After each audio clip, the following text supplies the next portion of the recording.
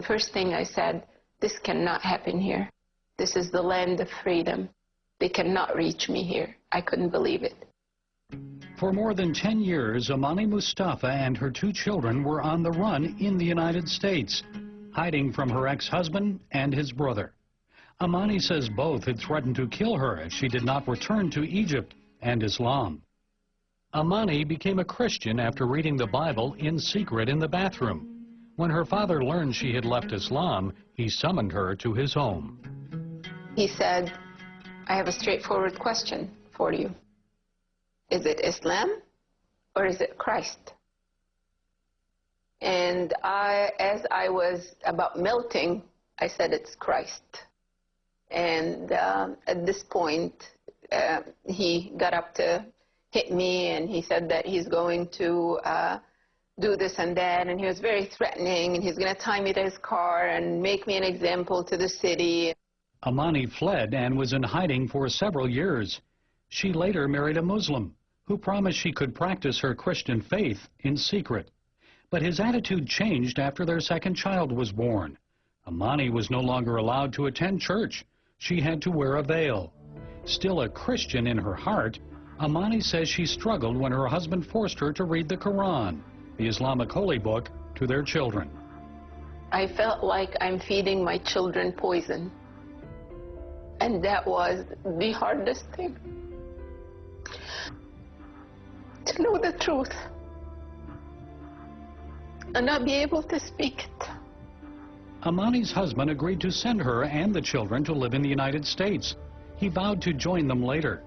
Amani says she felt a sudden sense of freedom and relief when the plane left Egyptian airspace.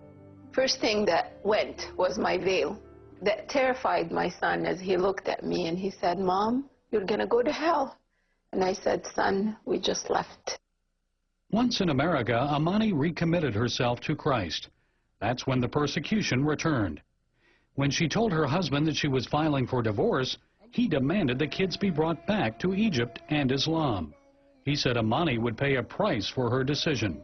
He sent his brother after us. They were listening to our conversations. For myself and my family, my mom also. And there were people surveilling us. And, you know, I didn't know that this could even happen. Amani and her children fled to another state where her husband could not find them. Today, more than 10 years later, the threats have disappeared. She's no longer in hiding. Amani has moved forward publicly with her life. She feels called to serve in various ministries, reaching out to women facing Islamic oppression. She's a host of a new women's television show that is broadcast throughout the Middle East.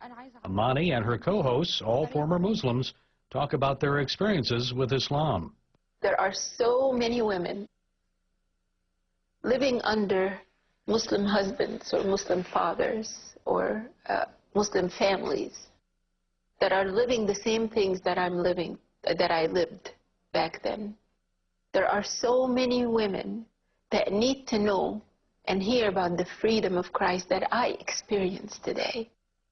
Those tears are not tears of pain, but actually they are tears of appreciation, because now I know that I am saved through the grace of Christ. Amani feels privileged to share her joy on television, and she's proud of her children. Son Joshua has become an ordained pastor.